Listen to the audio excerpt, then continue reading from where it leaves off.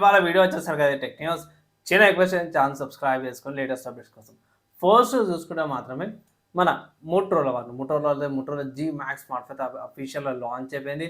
ఇక్కడ ప్రైస్ ప్రకారం కూడా చూసుకుంటే 28,000 ప్రైస్ తో పాటు కూడా వస్తుంది. Snapdragon 6 Gen 4 process 7 million battery, ఇవి మెయిన్ హైలైట్స్ అనమాట.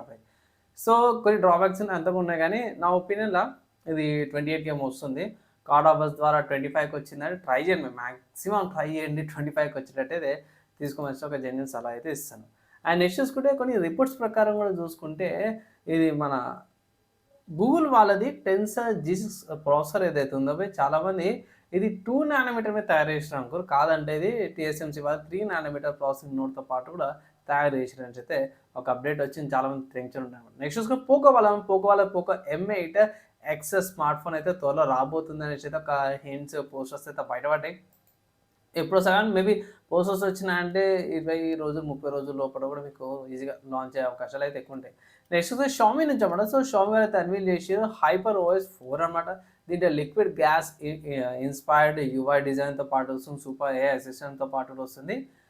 దగ్గర డివైజెస్ ప్రకారం కూడా చూసుకుంటే షామీ వాళ్ళ 17 series, 17 Pro, 17 Pro Max and Redmi K13 Pro Max, K19 and Xiaomi వాళ్ళ ప్యాడ్ 8, ప్యాడ్ ప్రో, ప్యాడ్ 8 రెండు వస్తున్నాయి. అండ్ సెకండ్ బ్యాచ్ చూసుకుంటే మాత్రమే 15 ultra, 15 series smart phones and K ultra max and Redmi K pad 2 కూడా second బ్యాచ్లో update వస్తాయని చెప్తాను. So చూడాలి ఎట్లుంటుంది. నెక్స్ట్ చూసుకుంటే కొన్ని రిపోర్ట్స్ ప్రకారం చూసుకుంటే మ్యాక్ బుక్ నియో ఉంది కదా, సో మ్యాక్ బుక్ నియో 2కి అయితే ఇది ర్యామ్ అండ్ ప్రాసెసర్ ఇంక్రీజ్ చేస్తామని చెప్తాను. ఇక్కడ మ్యాక్ బుక్ నియో క్లిక్ అవుతుంది అనుకోలేదు, కానీ సూపర్గా క్లిక్ అయింది. చాలా ఆప్టిమైజ్ ఉంది, చాలా కూడా చాలా మంది కంటెంట్ క్రియేటర్స్ కూడా చేసారు, బాగుంది. డేటెడ్ యాక్టివిస్ట్ స్టూడెంట్స్కి ఆఫీస్ వర్క్లో కూడా చాలా బాగా ఆప్టిమైజేషన్ ఉందని చెప్పి అన్నారు. ఇక్కడ మ్యాక్ బుక్ నియో 2 కూడా రాబోతుంది అనేసి అయితే అన్నారు, కానీ ఒకసారి ఆల్రెడీ మెన్షన్ చేసింది ఏంటంటే ఇంతకుముందుకు అప్డేట్ వచ్చింది ఏంటంటే 12GB ర్యామ్ వేరియంట్తో పాటు వస్తుందని అయితే అన్నారు. మేబీ ఈసారి A19 Pro వచ్చే అవకాశం ఉందనేసి అయితే అంటారు. సో చూడాలి. ఇవి రెండే మెయిన్ డ్రాబ్యాక్స్ అనమాట మ్యాక్బుక్ నియోకి ఫస్ట్ వర్జన్కి. ఇప్పుడు సెకండ్ వర్జన్లో ఇవి రెండు సాల్వ్ చేస్తామని అయితే రిపోర్ట్స్ అయితే బయటపడ్డాయి. నెక్స్ట్ సాఫ్ట్వేర్ సంబంధించిన న్యూస్ చూసుకుంటే మాత్రం గూగుల్ వాళ్ళది Gemini 3.7 అనమాట ఫ్లాష్ నుంచి.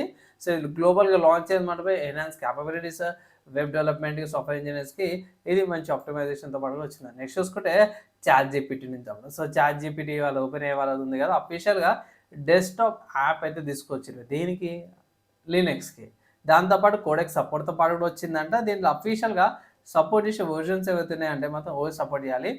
Ubuntu 24.04, Debian 13, Fedora 43 అండ్ 44 ఇవి కంపల్సరీ దీని తర్వాత వర్జన్స్లో పనిచేస్తాంట. నెక్స్ట్ చూసుకుంటే లినక్స్ నుంచి అప్పుడు మంజారో 26.1 అప్డేట్ అయితే వచ్చింది. దీంట్లో బైనరీ మీ అనేసి అయితే రిలీజ్ పెట్టి స్టేబుల్ వర్జన్ అనమాట. దీంట్లో లినక్స్ కన్నా 7.1 KDE ప్లాస్మా 6.7తో పాటు కూడా వచ్చింది.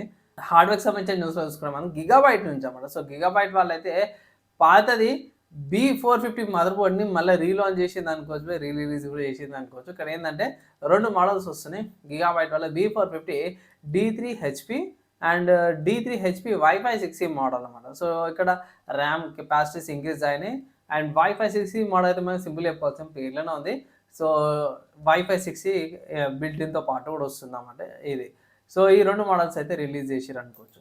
అండ్ నెక్స్ట్ గేమింగ్కి సంబంధించిన న్యూస్ చూసుకుంటే మాత్రమే ఎపిక్ గేమ్స్ వాళ్ళు అవుతున్నారో, ఎపిక్ స్టోర్ అవుతుందో ప్రస్తుతానికి ఇది డెవలప్మెంట్ స్టేజెస్లోనే ఉంది.